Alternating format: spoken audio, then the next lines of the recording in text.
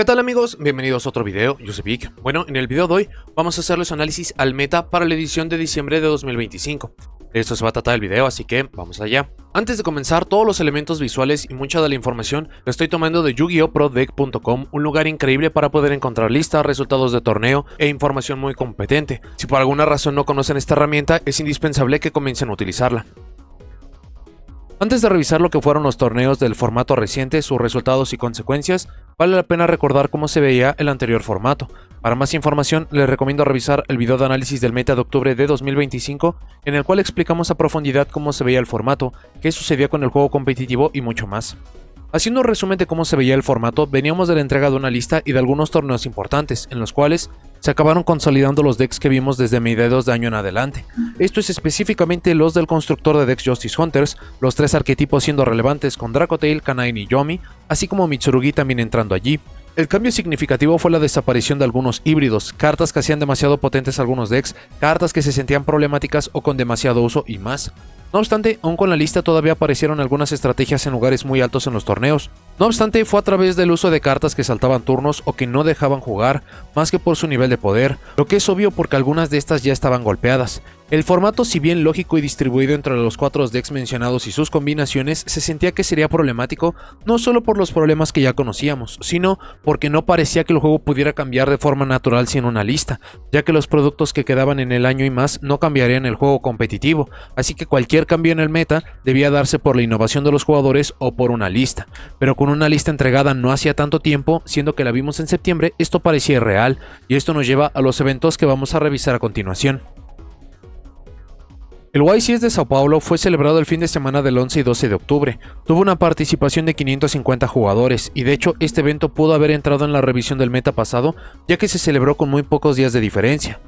Como un recordatorio rápido, Konami ahora solo considera el top 8, pero la revisión de los tops correspondientes al número de jugadores que teníamos lo seguiremos haciendo en medida de lo posible. Para el top 32 no hubo alguna sorpresa de consideración, todos los decks que aparecieron son los competitivos recientes, los que hemos visto durante el último año y mucho más. Si acaso, valdría la pena señalar una lista Gem Knight que, a pesar de que para este deck tuvo muchos reflectores a mediados de año, por el retraso de la entrega de este producto para Europa y por ende su ausencia en el mundial, se perdió mucho de su euforia junto con ver la llegada de más cartas y arquetipos, especialmente los mencionados de Justice Hunters. Para el top 8 tuvimos 3 Yomi Mitsurugi, 2 Dracotail, un Malice, un Mitsurugi puro y un Blue Eyes, lo que este último es valioso destacar debido a que Blue Eyes quedó bastante atrás en la mayoría de torneos. Para el top 8 solo quedaría Yomi Mitsurugi y Dracotail, y en la final quedó uno de cada uno de estos, siendo Dracotail el ganador y que se llevaría su primer evento Premier desde su lanzamiento. Si bien estaba considerado en el competitivo, no había logrado llevarse la victoria por completo. Sobre la lista ganadora es Dracotail Branded. Vale la pena considerar que esto fue antes del Chronicles deck, pero siendo después de la lista, así que ya se tenían 2 copias de Branded Fusion, que si bien es solamente una carta, es una que puede provocar muchísimo. Fuera de esto, no hay mucho que mencionar más que la aparición de Dimensional Barrier como una carta de locura para desactivar muchos decks de un tipo de invocación. Fuera de esto, no hay algo adicional a mencionar. Dracotail puede recuperar cartas que no se deberían de usar en más de una ocasión, tiene formas de aguantar juegos largos, juega en el turno 0 y mucho más, así que era cuestión de tiempo para que este deck pudiera llevarse la victoria en un evento tan grande. A finales de octubre y camino al siguiente YCS tuvimos una lista sorpresiva. Esto fue porque solamente se dieron golpes para prohibir cartas, no hubo cartas liberadas, pero lo golpeado no pertenecía a ningún arquetipo. De hecho, lo golpeado fueron las cartas que muchos decks utilizaban para obtener victorias automáticas o que se hacían problemáticas de a poco. Esto fue interesante porque fue el punto que mencionamos en el análisis anterior de que sin una lista, poco se podría hacer con el formato. Todavía se discute sobre si esta fue una lista de emergencia o un ajuste necesario, pero esto tendría impacto considerable para los siguientes eventos.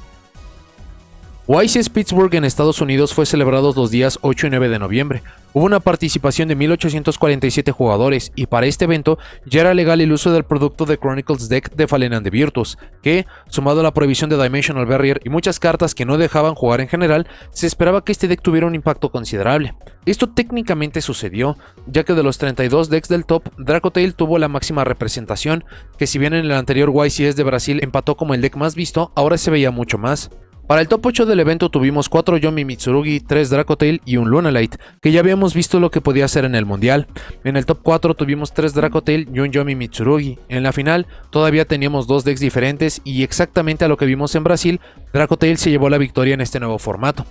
Sobre la lista ganadora, similar a todos los decks que alcanzan una eficiencia considerable, no tuvimos sorpresas de consideración en las selecciones del deck. Si acaso es señalar el uso e impacto de las cartas Mulcharmy. Estos, los sustitutos directos de Maxi, si bien con menos potencia, dependerá mucho el deck y momento sobre qué tan buenos son. No obstante, Dracotail tiene la muy particularidad característica de que, tanto por el reciclaje de hand traps que puede hacer de cementerio, sumado a que cada carta en mano puede modificar de forma considerable el plan de juego, vimos la aparición de 3 copias de las Mulcharmys disponibles. Esto se puede ver como algo menor, pero un deck que ya puede hacer tanto con solo 2 o 3 cartas, cualquier carta adicional solo le hacen mejor. No solo Dracotail ganaba otra vez, sino que lo hacía en 2 torneos Premier de forma consecutiva y en formatos diferentes, que si bien la lista fue menor respecto a movimientos, fue enorme por el impacto que tuvo.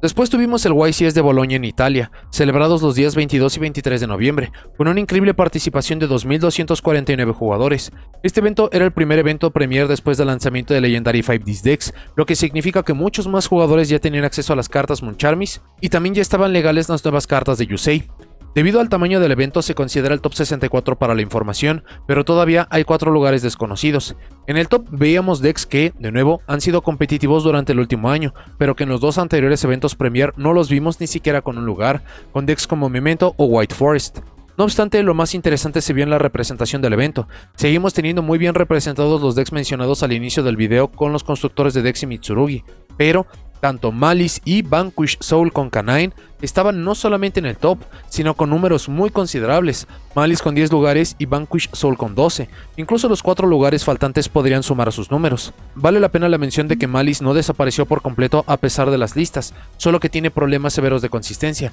pero Vanquish Soul sí desapareció por completo con los movimientos tan agresivos que vimos en su momento, lo que lo hizo una sorpresa mayor. Para el top 8 vimos 6 decks diferentes con Yomi Mitsurugi, Dracotail, Mitsurugi puro, Yomi puro, Malice y Vanquish Soul. En el top 4 quedaban 4 diferentes con Mitsurugi, Malice, Yomi y Vanquish Soul Canine, y en la final tuvimos el enfrentamiento de Yomi puro contra Vanquish Soul Canine. Este último se coronó como rey de Europa para el evento y ante la sorpresa de muchos. Sobre el deck ganador, Vanquish Soul Canine no es algo extraño al juego competitivo. Previo a los golpes dados a Vanquish Soul, este híbrido junto con Yomi era lo que peleaban por el primer lugar. No obstante, después del golpe, lo Vanquish Soul perdió tanta consistencia que dependían ahora de Canine de llevar la mayoría de juegos, en algunos puntos solo ayudando a tener más interacciones y opciones, en otros dándoles acceso a jugadas que los ayudaban en sus planes de juego, como tener una negación con Reaper y jugar en paz o poder excavar muy profundo con Saryuja Skoldred. También este deck volvió al concepto original de Canine respecto a que se usa para explotar las mejores capacidades de los monstruos de rango 5, como el número 104 de Chaos Umbral Horror Masquerade o los diferentes monstruos de estos rangos que ayudan a tener más versatilidad. Lo último a señalar es que hubo 2 cartas interesantes. La primera fue Derkan Bionly One, uno de los elementos más potentes originales de Vanquish Soul y que Canine también puede usar bien. Esto contra decks de monotipo significa victorias automáticas, incluso sin usarla yendo primero. La otra fue la Gravekeeper's Inscription, magia que desactiva por 2 turnos activar efectos en cementerio o remover cartas de los cementerios o invocar monstruos de forma especial desde los cementerios. Y cada uno de estos efectos bloquea por completo el juego contra los otros decks del formato, así que la combinación de esto, más lo que ya conocemos de los 2 decks que conforman al híbrido, fueron lo que le dieron esta sorpresiva victoria. El siguiente fue el YCS de Mérida, celebrado los días 29 y 30 de noviembre, con una participación de 486 jugadores, lo que considerando el lugar, este fue un número muy bueno para el evento Premier. Para el top 32 los decks que vale la pena señalar, primero tenemos a Crystron, que tuvo un excelente recorrido, y que si bien estuvo presente en 2 de los 3 eventos Premier que ya revisamos, a partir de la desaparición del log del Artifact Jolnir y también por la popularidad que tuvo de nuevo Vanquish Soul Canine, se dejó de ver. El siguiente es Blue Eyes, que forma parte del grupo de decks que aparecen en algunos tops de YCS y en otros no, pero este en definitiva es el menos consistente, así que verlo de nuevo es porque o tuvo un buen recorrido o tuvo innovación, y afortunada o lastimosamente fue porque tuvo un buen recorrido. El último fue el deck de Odion, el Tomb Keeper, trampas continuas o como sea que le gusten llamar, que vimos en el análisis pasado que se llevó un YCS en Europa, lo que provocó que muchos jugadores lo usaran y probaran, lastimosamente sin mucho éxito, y este fue su regreso al menos a un top 32, que si bien no trascendió a nada más, vale la pena mencionarlo. Para el top 8 tuvimos 3 Yomi Mitsurugi, 2 Vanquish Soul Canine, un Yomi puro, un Malice y un Crystron Canine. El top 4 fueron 2 Yomi Mitsurugi, un Vanquish Soul y un Crystron, ambos ayudados por Canine, y en la final tuvimos Crystron Canine contra Yomi Mitsurugi, este último coronándose como campeón del evento Premier. Sobre la lista ganadora no hay mucho que señalar, el híbrido de Yomi Mitsurugi no es nuevo de ninguna forma, y las formas de pasar de un arquetipo a otro ya son las conocidas, incluso estas cartas son candidatas a entrar a la lista. Herald of Darklight cayendo al cementerio por estar en la zona de monstruo extras para intercambiarse por Gravity Controller y así buscar una carta de ritual, usualmente Habakiri, para hacer el combo de una carta, o desde lo Mitsurugi, invocando con 2 monstruos de nivel 8 al Zombie Vampire para que entre 4 cartas enviadas al cementerio, que en una de esas cartas se encuentre un Yomi para poder generar todo el combo. Si hay algo a destacar sería el uso de Double Cyclone en el side deck, que es una excelente carta para contrarrestar a Dracotail, ya que por el uso de Dracotail Flame permiten seleccionar una magia boca arriba en el campo para negar sus efectos, pero con el uso de Double Cyclone es para quitar la carta en cuestión del campo para que pueda resolver y en el proceso con Cyclone destruir otra carta del oponente para hacerle perder más recursos. También en general, tanto Yomi Puro y Yomi Mitsurugi han encontrado un increíble aliado en Forbidden Droplet, ya que generan tanta ventaja o a veces pueden tener tanta potencia en campo que negar un efecto de un monstruo cualquiera en los turnos tiene un impacto considerablemente alto, como lo podría ser negar el reciclaje de Dracotail Artalion para el rival usándolo en turno 0, desactivar efectos cruciales que pudiera tener el oponente y muchos usos más. El último torneo para este video es el Remote Duel YCS de Norteamérica celebrados los pasados días 6 y 7 de diciembre, con 454 jugadores. Para el top 32 lo destacable es la aparición de Orcust, que desde que la Moon of the Close Heaven desapareció, se perdió el puente con Finn Smith y no se había visto de nuevo en el juego competitivo, y el híbrido no ofrece como tal una sinergia adicional o superior como lo tiene Yomi Mitsurugi, fuera de que la restricción de Orcust a solo invocar monstruos de atributo de oscuridad no le afecta al deck, o que Mitsurugi puede pasar a los planes de Orcust de forma similar a como lo hacen con Yomi a través del Zombie Vampire, con la bondad de que incluso sin revivir muchas cartas Orcust desde cementerio pueden ayudarnos a jugar. Para el top 8 tuvimos un Gem Knight, un Yomi Mitsurugi, un Yomi Puro, 2 Vanquish Soul Canine y 3 Dracotail. Para el top 4 tuvimos un Yomi Puro, un Dracotail y doble Vanquish Soul Canine. La final fue de Dracotail contra Vanquish Soul Canine, y este último se coronó como el último campeón de 2025. Para la lista ganadora no tiene ninguna innovación o alguna cosa a señalar fuera de mencionar la inclusión de la Ghost Reaper and Winter Cherries, una carta que Dracotail utiliza para castigar a Yomi removiendo a Snatchy y sobresimplificar el juego contra este arquetipo. No obstante, no habíamos visto su uso en otros decks fuera de Dracotail, así que usar dichas interacciones en otro deck es muy interesante. Antes de continuar con el video, si les gusta mi contenido consideren unirse miembros del canal. Gracias a personas como Díaz Gabriel Alejandro, Milanesa, Leonardo Alvarado y Alonso Juárez Toro es que estos videos y todos a futuro son posibles. Consideren apoyarme para que los videos sigan. Primero vamos a hacer algunos comentarios sobre los decks más competitivos que tenemos en este momento. Yomi se ha mantenido como una excelente opción, los híbridos son mucho más exitosos en TCG que en OCG a pesar de que muchas veces la disponibilidad de estos es mucho mayor en OCG, hablaremos de esto un poco más adelante. Yomi tiene la increíble capacidad de poder llevar demasiados complementos que mejoren su juego, por estilo natural pulveriza Canine, siendo solo Marshmallow o cartas ajenas las que les permiten disparar sus efectos, y Dracotail tiene un juego natural increíble contra este deck, y sin golpes en sus propias cartas sigue siendo una de las mejores opciones. Mitsurugi aplica exactamente todo lo que acabamos de mencionar para Yomi, pero para sus propias cartas. Es interesante porque la versión en solitario de este deck se perdió casi por completo, porque muchas de las victorias las alcanzaba a través de no dejar jugar a los oponentes con cartas genéricas que se perdieron en la lista más reciente. Esto no significa que no puedan competir contra el juego actual, sino que el tener que trabajar cada juego por ello es lo que no ha hecho que se hagan mucho mejores. Yomi Mitsurugi sacrifica muchos de los espacios con los que cuentan ambos decks para ir por un deck más potente. En lugar de tener versatilidad, usan la máxima potencia de cada uno de los arquetipos, no dejando muchos espacios para hand traps o cartas genéricas, y en su lugar teniendo efectos y juegos potentes rápidos. Un aspecto interesante del híbrido es que se ha mantenido básicamente igual en los formatos que ha existido, si acaso cambiando elecciones de cartas como Dark Ruler No More por Forbidden Droplet o afines, pero que al final del día entregan exactamente el mismo resultado, como lo podría ser la negación de efectos en el campo del oponente.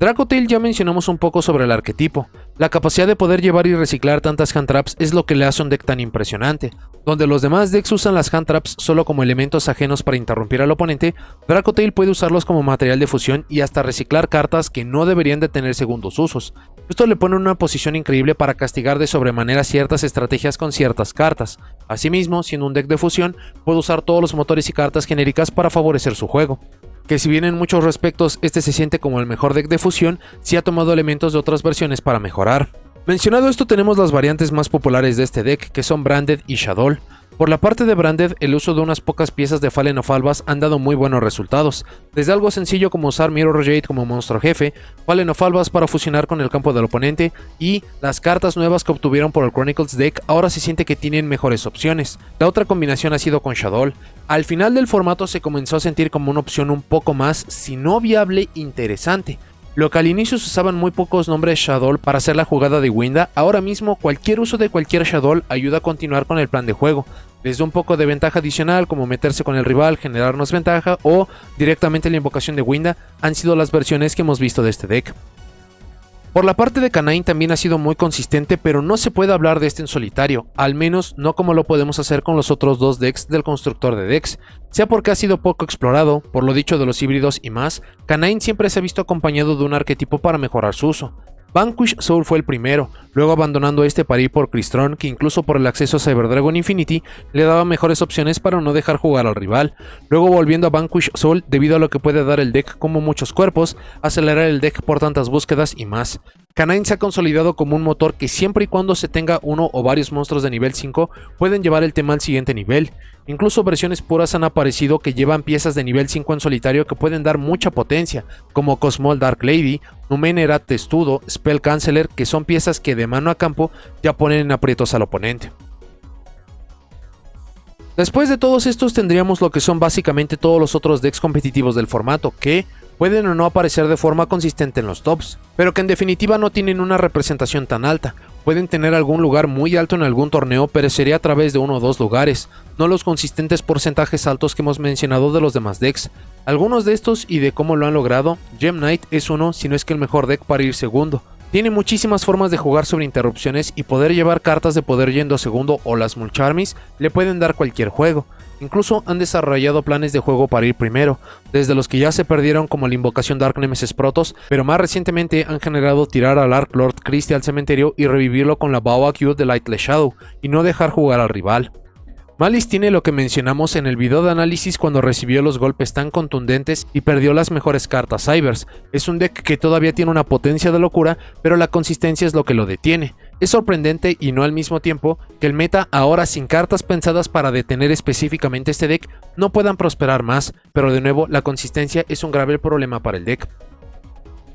Lunalight no recibió más cartas de soporte y se sigue manteniendo como el deck con el monstruo jefe más nocivo del juego. Si este aparece es muy difícil hacer algo al respecto, no se diga cuando incluso aparecen dos copias, pero si no se logra conectar el plan de juego no tiene mucho que ofrecer, mientras que Sky Striker, mucho de por qué no se ha visto tiene que ver con la variedad de estrategias que hay en el juego. Si bien esta puede destrozar algo fácilmente como Yomi, los demás decks que pueden eludir selección y meterse con su juego no le permiten prosperar mucho más.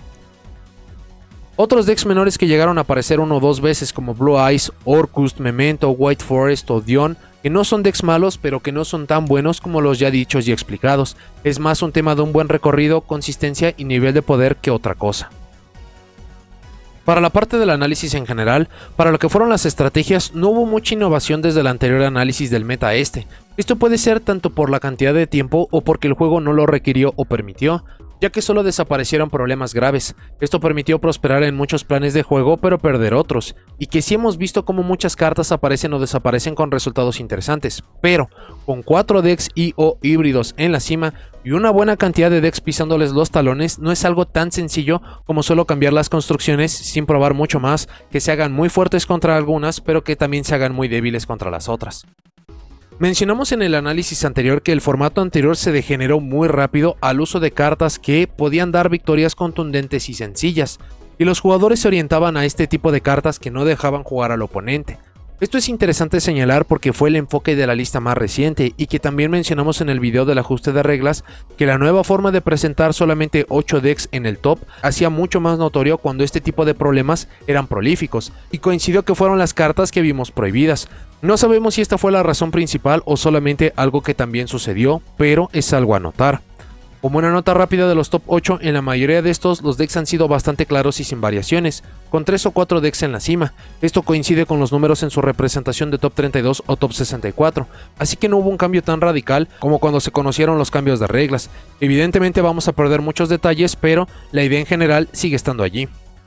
Dicho esto, en el análisis del meta pasado señalamos cuáles habían sido las cartas que dieron juegos en automático y casi todas fueron golpeadas en la lista, lo que es gigantesco porque TCG sigue siendo muy congruente con el diseño de sus listas. Todavía hay muchas cartas que hacen falta, pero seguimos con muy buena evidencia de que este tipo de cartas desaparecerán muy rápido de nuestro lado del juego. El costo de esto es hacer que decks que se sostenían de estas se perdieran por completo. Los ejemplos de Mitsurugi Puro o de Raisil, que llevaban al Arc Nemesis Protoss como una de sus mejores cartas, y la desaparición de este más otras cartas les hizo desaparecer casi por completo.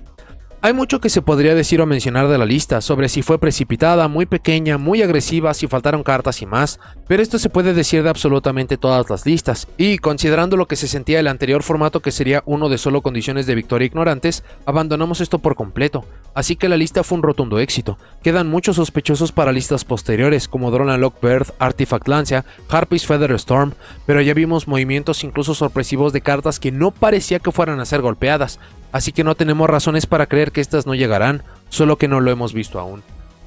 Esto no obstante siempre hace que cuando una carta potente o problemática desaparezca, siempre se busque usar la siguiente que le sigue en potencia, efecto o utilidad.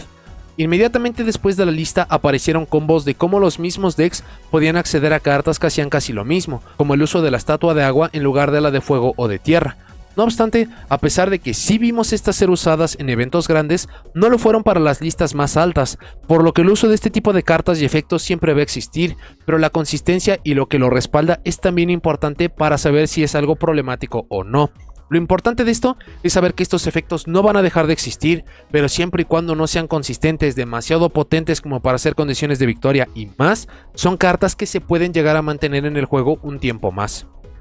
Un punto muy interesante que nos hace muy diferentes a lo que es el juego de OCG es el uso y popularidad de los híbridos. Hay muchos motivos que pueden explicar estos, algunos como que esto incrementa la potencia y alcance de un deck, el hecho de que si un deck tiene un plan de juego que se sienta débil o deficiente en algún respecto, el complemento lo puede corregir, el hecho de que muchos decks se ponen ciertas restricciones y que las lagunas que le quedan todavía pueden ser explotadas con algunas cartas de complemento, algo que fue por mucho tiempo un factor, que es que si algún elemento del deck no podía funcionar por alguna carta del juego, se debía de tener un plan de juego alternativo para presentar juego, la ausencia de Maxi y que cualquier cantidad de invocaciones especiales no será severamente castigada. Hay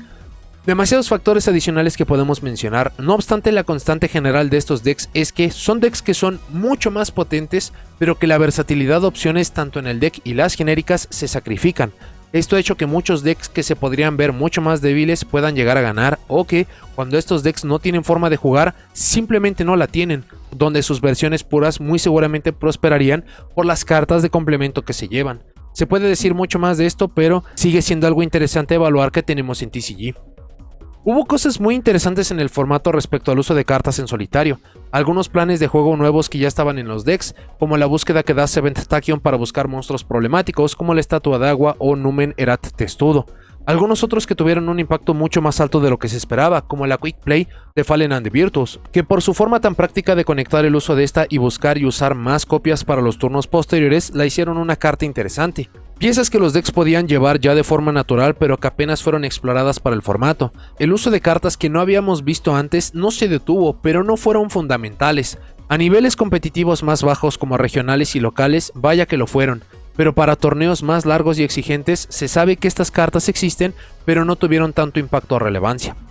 No solo Europa es muy consistente con dar resultados extraños, solo hay que ver los tops en los cuales Malice y Vanquish Soul tenían la cima del juego como si fueran los formatos de hace 3 o 4 meses, sino que ahora sí tuvo un impacto interesante para dar un cambio al juego. En cuanto Vanquish Soul tomó el YCS a mediados de la temporada, los jugadores en general abandonaron el uso de Crystron y volvieron a Vanquish Soul, lo que demuestra que todavía hay muchos decks que pueden dar mucho, pero que la mayoría de jugadores solamente abandona por lo que es usualmente un deck sin golpes y en teoría mucho mejor. Ya lo habíamos adelantado también en el anterior análisis, pero ninguno de los productos que teníamos agendado para el resto de 2025 iba a modificar el juego. La única carta que lo hizo de forma mediana fue de nuevo The Fallen and the Virtuous, pero es más bien una carta de tipo tech o que favorece mucho a su tema, pero los otros productos y arquetipos dejaron mucho que desear. A esto escapa el constructor de decks Phantom Revenge, pero que, debido a que se terminaron los torneos del año, lo sabremos en 2026 conforme pase el tiempo. No obstante, esto se conecta con el hecho de que el formato está prácticamente resuelto. Son 4 decks, más combinaciones e híbridos que tienen la cima del juego competitivo. Algunas veces uno es mejor, otro es peor, tienen buenos o malos recorridos, pero no parece que alguno de los cuatro pueda llegar a ser mejor que el otro, aun cuando tenemos algunos que tienen mejores opciones sobre los otros, así que este formato, comparado a lo que fue el anterior, no se siente como uno degenerado, sino que ya está resuelto. Esto no se sentiría tan grave si no fuera porque los decks que están en la cima son exactamente los mismos que vimos en el formato anterior y para algunos incluso en el anterior a ese, solo que sin cartas de gane automático, y de nuevo, sin algo claro que lo pueda cambiar, entonces estamos a la espera de una lista para modificar el formato. Lo interesante de esto es que, debido a que no hay cartas o estrategias en el horizonte que se vean como amenazas reales, y con muchos decks muy interesantes y potentes en el juego, la mejor aproximación sería golpear los decks más competitivos o liberar cartas lo suficientemente potentes como para que se añadan más decks al juego, y por lo mismo, que tengamos una variedad mucho mayor. El formato estuvo dominado por 4 decks, pero esto es mucho más de lo que hemos visto en otros tiempos, que no solamente son 3 o 4 decks en todo el top 32 o 64, son alrededor de 10 decks diferentes, algunos entran, algunos salen, lo que lo extiende hasta 15-20 temas, por lo que en papel este formato solo puede hacerse más diverso, pero no sabemos si lo van a hacer pronto o si dejarán que esto se quede en un poco más hasta la aparición de un tema que sí pueda cambiar el juego como tal. Para notas y comentarios finales, estamos en lo que se siente como el final de un formato. Esto es bastante peculiar porque técnicamente este formato es uno muy reciente, apenas tiene un mes y medio, y el hecho de que se sienta tan familiar tiene mucho que ver con lo que vimos con la anterior lista, de que no tuvimos movimientos para estrategias específicas, solamente para cartas genéricas que no se debían de utilizar en primer lugar, y muchas de las estrategias de hecho ya tienen bastante tiempo, algunas aparecieron desde inicio de año, otras desde mediados de año, pero desde su aparición no han dejado de ser la cima del meta, y de nuevo sin algunos candidatos que pudieran llegar a aparecer en el futuro próximo, que pudieran modificar el juego, entonces estamos a la espera de una lista para que esto se pueda hacer. En toda justicia, este ha sido un formato bastante variado. Sí, tiene sus evidentes problemas o la potencia de las estrategias más altas no deja que muchas más estrategias puedan llegar a aparecer, pero es justamente el cómo se tiene que estar viendo la siguiente lista. Lo ideal sería golpear consistencia o prohibir algunas cartas muy específicas para que el nivel de poder de las estrategias más potentes baje un poco y simplemente se pueda estar abriendo el formato. Sería maravilloso que en lugar de que hubiera 4 decks excesivamente potentes, fueran unos 5 o 6 y que la gran variedad de estrategias se incrementara de 10, 15, 20 a unos 20, 25 o 30 decks. Sería evidentemente el mejor escenario. El tema con esto es que no sabemos cómo se vaya a ver la lista, tampoco sabemos cuándo pueda llegar. Algunas veces se nos entrega una lista antes de finales de año para que los jugadores tengan todo el periodo vacacional y muchas semanas para poder probar las estrategias. Algunas veces se entrega la lista alrededor de enero o febrero para poder estar reactivando el interés en el juego. No sabemos qué pueda llegar a suceder con esto, pero al menos ya tenemos toda la evidencia, toda la información de los torneos más recientes y ya sabemos cómo se tendría que estar viendo la lista o cuáles tendrían que ser los objetivos detrás de este. Incluso si no nos entregasen una lista y esperaran hasta la entrega de producto, mucho más importante o competente como lo podría ser Burst Protocol en febrero, Maze of Muertos en marzo o incluso hasta el Rarity 5 en abril, entonces sería responsabilidad de los jugadores de poder cambiar el formato, utilizar cartas nuevas, utilizar estrategias nuevas, que de nuevo no parece que pudiera ser la forma más sencilla considerando el nivel de poder de los decks, pero si hay algo que nos tiene que quedar muy claro, especialmente de la revisión de este video, es que hay muchas sorpresas como lo vimos con Vanquish Soul, que este incluso acabó tomando el lugar de Crystron. Hay muchas cosas que todavía podrían suceder, no vimos resultados competitivos del nuevo constructor de decks, no sabemos cómo se ve el soporte de estas estrategias, pero al menos para lo que sabemos hoy en día y para lo que esperamos para el futuro del juego, entonces simplemente ya tenemos los resultados del formato y ahora estamos a la espera de una lista que pueda simplemente acabar abriendo el juego y que se haga uno mucho más rico. Pero bueno, eso es todo lo que tengo para este video, muchas gracias por haberlo visto, déjenme en los comentarios qué les parece el meta que tenemos actualmente. ¿Les gusta? ¿No les gusta? ¿Qué creen que suceda con la siguiente lista? ¿Será una que será entregada en los siguientes días, quizás hasta 2026? ¿Y cómo luciría? ¿Se va a golpear la consistencia de los decks? ¿Se van a prohibir cartas para que puedan caer? ¿O si incluso van a liberar cartas específicas para que más estrategias se puedan unir al juego competitivo? No se olviden de seguirme en todas mis redes sociales, así como en el segundo y tercer canal de transmisiones y de clips. Y si llegaron hasta aquí, dejen me gusta, suscríbanse, activen la campanita para saber cuando subo nuevos videos. Y nos vemos en la siguiente.